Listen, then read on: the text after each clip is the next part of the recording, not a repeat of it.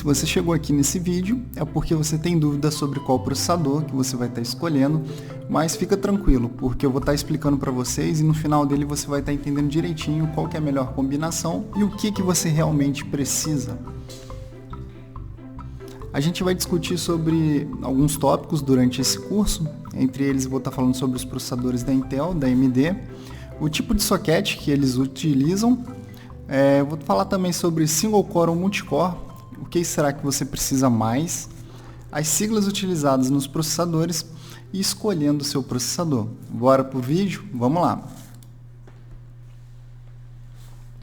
Antes de começar o nosso vídeo de hoje, eu gostaria de perguntar para vocês se vocês sabem qual que é o processador do seu computador. Para saber o processador, existem alguns softwares que eu vou estar falando mais para frente em outro vídeo, mas por enquanto só quero deixar no ar essa pergunta. Vamos ver depois o que a gente consegue estar fazendo com isso. Você utiliza hoje algum programa para monitorar o que está usando de recurso e saber se realmente o seu processador está de acordo com o que você precisa ou se tem a mais na frente você vai estar sabendo disso também. Bom, eu queria saber de vocês o seguinte: vocês sabiam que cada fabricante possui uma solução adequada para o seu uso? Isso mesmo. Você pode ter um computador muito forte, um processador muito forte ou muito fraco para aquilo que você está utilizando. Pensa nisso, galera. Meus filhos terão computadores sim, mas antes terão livros. Sem os livros, sem leitura, os nossos filhos serão incapazes de escrever, inclusive a sua própria história. Quem falou isso? Bill Gates.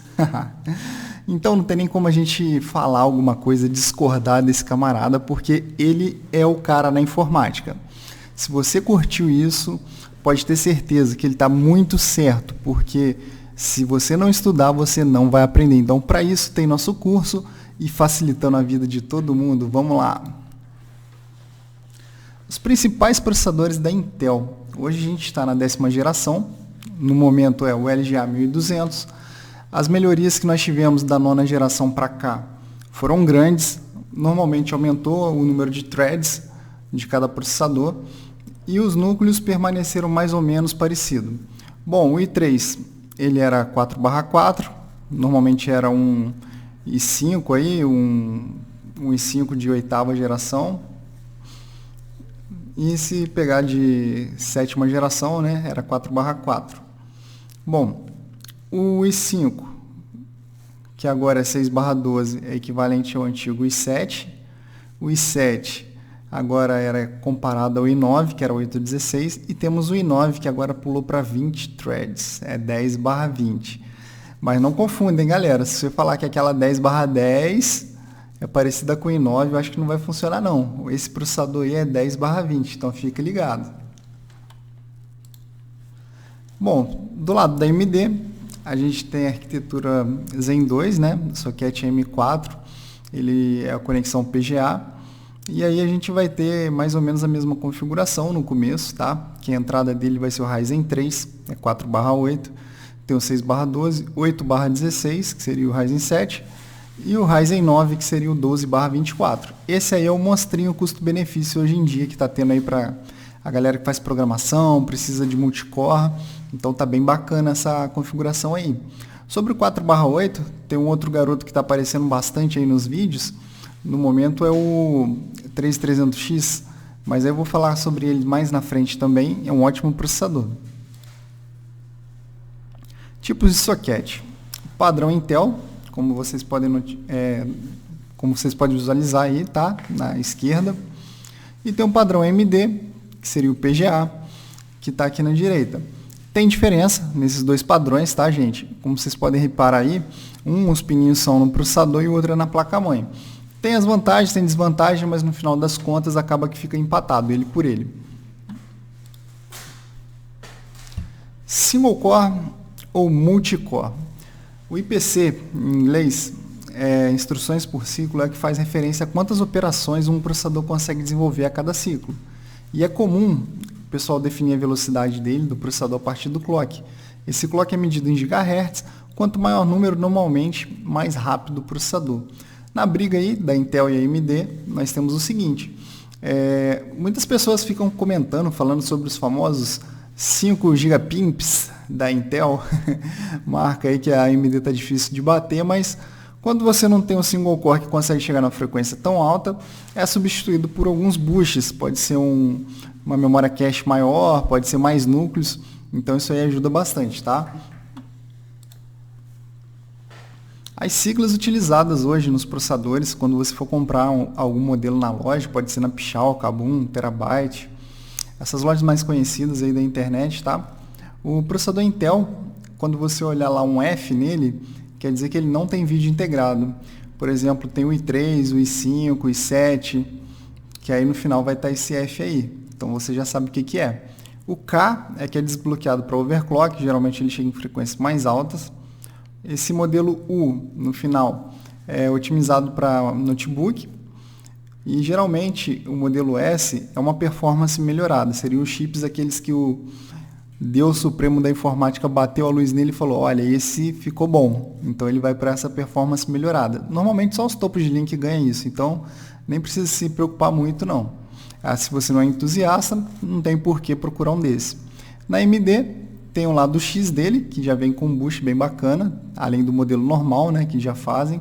O XT é um boost melhorado, geralmente também o Deus da informática olha para ele e fala assim, esse vai ser o cara.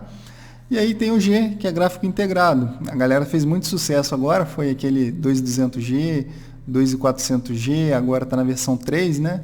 Então seria o 3200, 3400. E são bem bacanas esses processadores, tá? O gráfico integrado dele é bem melhor do que o da Intel. Escolhendo o seu processador. Esse cara aí que está fazendo uma balança, não sei para qual dos dois lados, mas tudo bem, vamos lá. Vamos falar sobre coisas boas, coisas ruins, as vantagens e desvantagens de cada um. Na Intel, ele geralmente precisa de menos memórias, frequências mais altas, não é muito importante na Intel, até porque perde a garantia, né? Segundo os rumores aí da internet, perdeu a garantia porque é Intel, então não coloca nada acima do que eles estão colocando lá na garantia deles, senão pode dar problema. Normalmente, possui maiores compatibilidades, é mais difícil, tá? Você montar um kit da Intel hoje e ter algum problema de incompatibilidade. Por exemplo, no começo dos Ryzen, era muito difícil você, dependendo do modelo de memória, conseguir clock mais alto ou até funcionar essas placas-mães. A BIOS da Intel tem bastante compatibilidade, porque até a Intel muda toda vez, né, de BIOS, troca de geração, então não dá nem tempo de atualizar. Trocou o socket, trocou geração, perdeu a placa-mãe. Então acaba que é vantagem por esse lado que você não vai ter muito problema com isso, mas é desvantagem porque também você não consegue fazer o upgrade. Comprou uma placa-mãe, você tem que ficar ali bastante tempo com isso. Na AMD, a gente tem o melhor multicore, tá, nos núcleos. Geralmente um 4/8 da AMD, na maioria das vezes, é melhor do que um 4/8 Intel. Isso falando em estoque, tá, gente? Porque você pode pegar um Intel aí, de repente um i7, colocar um valor bem alto de clock nele, então ele vai estar passando a AMD dependendo da situação. Mas via de regra, a AMD consegue ganhar um pouquinho do multicore. Na placa-mãe, compatível com a AMD, a gente tem muitos modelos, tem a A320, tem B350, X370, X470, B550. Então assim, você pode ter vários modelos, vai ficar compatível você comprar na primeira geração para outros upgrades.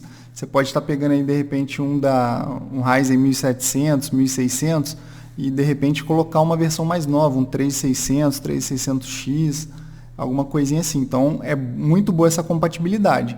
A desvantagem é que dependendo do modelo da placa-mãe, por exemplo, placa-mãe da Gigabyte, nós temos algumas coisinhas aí que atrapalham essa evolução, essa facilidade aí. Por quê? Como a BIOS é pequena, acaba que alguns modelos de processadores têm que ser tirados. Então acaba que ele perde essa conexão, essa facilidade de estar utilizando também gerações mais anteriores. Mas se manter o banco de dados, né, a BIOS atualizada, então não tem problema. Ou manter na que veio, está funcionando? Deixa. Essa é a máxima para qualquer coisa da internet, vocês já sabem disso. Os AMD, a maioria deles são liberados para overclock, se não todos, agora não me lembro muito bem, mas eu acredito que seja uma coisa bacana também. Eu não sei se vale a pena porque depois da primeira geração, a segunda e a terceira vai subir pouca coisa no overclock, mas não deixa de ser uma vantagem.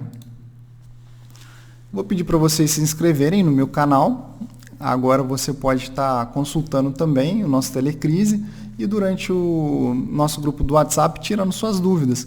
Como você já sabe mais ou menos as vantagens da Intel e da AMD, eu fico por aqui, agradeço seu contato, se inscreva, tamo junto, valeu!